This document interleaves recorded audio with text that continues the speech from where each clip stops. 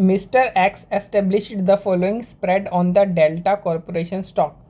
तो mister x ने delta corporation का जो स्टॉक है उसके साथ क्या क्या हरकतें करी हैं वो हमें यहाँ पे नीचे बता रखा है। कह रहा है कि उसने यानी मिस्टर एक्स ने परचेस्ड अ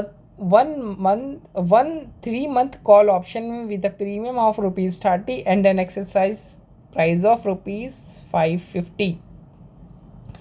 तो मिस्टर एक्स ने एक 3 महीने का एक कॉल ऑप्शन जो है वो परचेज़ किया है। उसके लिए उसे प्रीमियम पे करना पड़ा है ₹30 का, और एक्सरसाइज प्राइस है, जो कॉल ऑप्शन है उसकी एक्सरसाइज प्राइस है ₹585 की।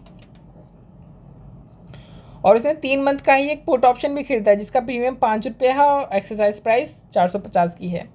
Delta corporation stock is currently selling at ₹500। और ये जो डेल्टा कॉरपोरेशन का जो स्टॉक है ना, करंटली ये ₹500 में अभी ट्रेड किया जा रहा है। Determine profit or loss if the price of Delta Corporations remains at 500 after 3 months, falls at ₹350 after 3 months, rises to 600। और एज्यूम करना है कि जो ऑप्शन साइज है वो 100 शेयर्स का है। इसका मतलब क्या हुआ, ये कॉन्ट्रैक्ट साइज हमें बता रहा है। कॉन्ट्रैक्ट साइज कितना है, 100 शेयर्स का, यानी आप एक बार में 100 का लॉट आप को परचेज या सेल करना पड़ेगा।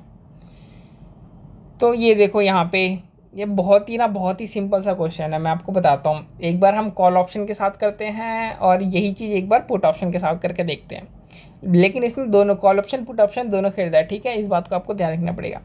तो मान लो कि 3 महीने बाद जब भी अपना जो कॉल ऑप्शन है इसको एक्सरसाइज करने के लिए मार्केट में जाता है, मार्केट में नहीं जाता, ये जाता है जिसके साथ से कॉन्ट्रैक्ट किया है ना, ऑप्शन सेलर, उसके पास जाता है। ऑप्शन सेलर, कॉल ऑप्शन जो सेलर है उसके पास जाता है अपना ऑप्शन एक्सरसाइज करने के लिए। और उस समय मार्केट में प्राइस कितनी चल रही है, ₹500 चल रही है। कॉल ऑप्शन का मतलब क्या होता है, कॉल ऑप्शन का मतलब होता है खरीदना, और एक्सरसाइज प्राइस क्या है, 550। तो अगर मार्केट में ₹500 में शेयर बिक रहा है तो क्या ये ₹550 में शेयर को खरीदने जाएगा? नहीं, ये ऑप्शन सेल के पास क्यों जाएगा, ये तो सस्ते में, यानी ₹500 में मार्केट से शेयर नहीं खरीद लेगा। तो यानी ये अपना कॉल ऑप्शन एक्सरसाइज नहीं करेगा, यानी इसको किसी तरीके का नेट गेन या नहीं होगा।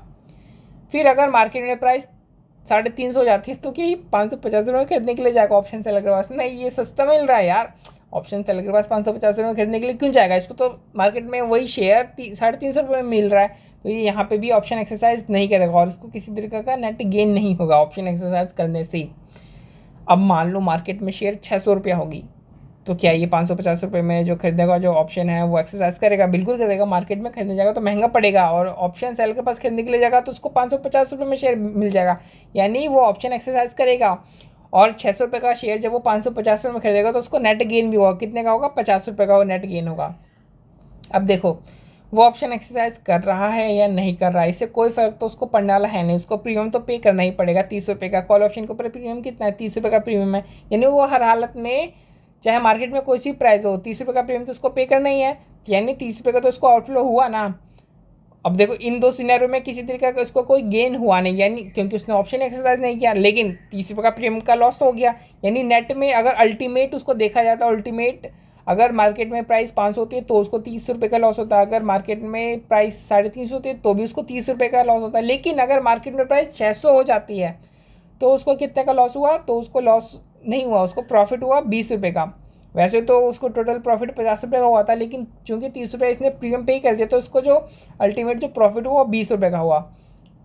लेकिन अभी सिंगल शेयर में तो ट्रेड कर नहीं सकता, इसको एक बार में 100 शेयर के साथ ट्रांजैक्शन करनी पड़ेगी। तो अगर एक शेयर के ऊपर इतना हमें प्रॉफिट या लॉस हो रहा है तो 100 शेयर्स के ऊपर कितना प्रॉफिट या लॉस होगा, तो इतना 100 शेयर्स के ऊपर होगा।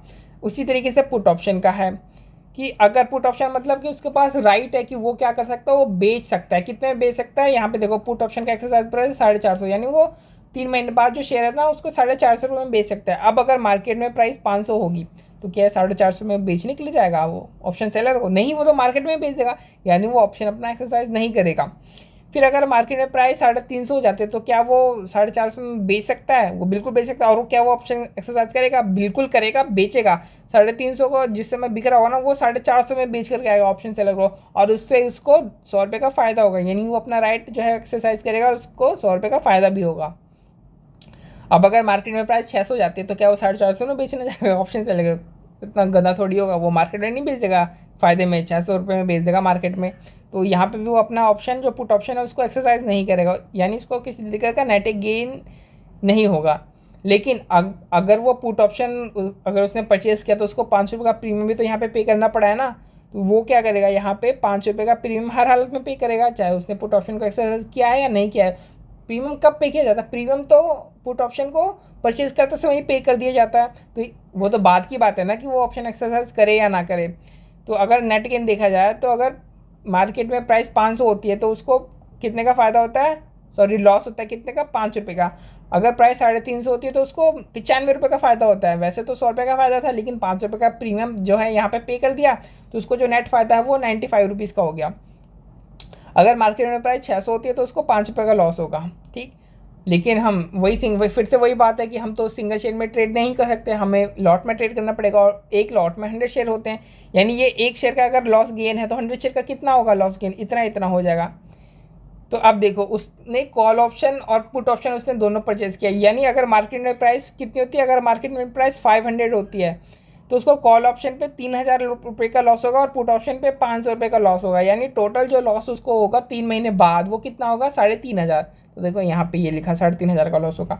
अच्छा, अब अगर मार्केट में प्राइस कितनी हो जाती है, 350 हो जाती है। मार्केट में प्राइस अगर 350 हो जाती है तो उसको कॉल ऑप्शन के ऊपर 3000 का लॉस होगा और पुट ऑप्शन में 9500 का फ़ायदा होगा। यानी नेट में उसको कितना फ़ायदा हुआ, 9.5 का फ़ायदा, 3000 का लॉस, यानी नेट में 6500 का फ़ायदा। तो ये देखो नेट में नेट गेन हुआ इसको 6500 रुपये का। अब देखो, अगर मार्केट में प्राइस 600 हो जाती है, मार्केट में कितनी प्राइस हो जाती है, 600 हो जाती है, तो कॉल ऑप्शन में उसको गेन होगा 2000 का और पुट ऑप्शन में लॉस होगा 500 रुपये का। यानी उसको नेट में कितना, इन दोनों को मिला जुला करके अल्टीमेट उसको कितना हुआ फ़ायदा, उसको फ़ायदा 1500 का हुआ, 2000 का फ़ायदा हुआ कॉल ऑप्शन में और 500 का लॉस हो गया पुट ऑप्शन में। यानी टोटल इसको नेट में कितना हुआ, 1500 का इसको फ़ायदा हो गया, नेट गेन 1500 रुपये का हो गया, है ना।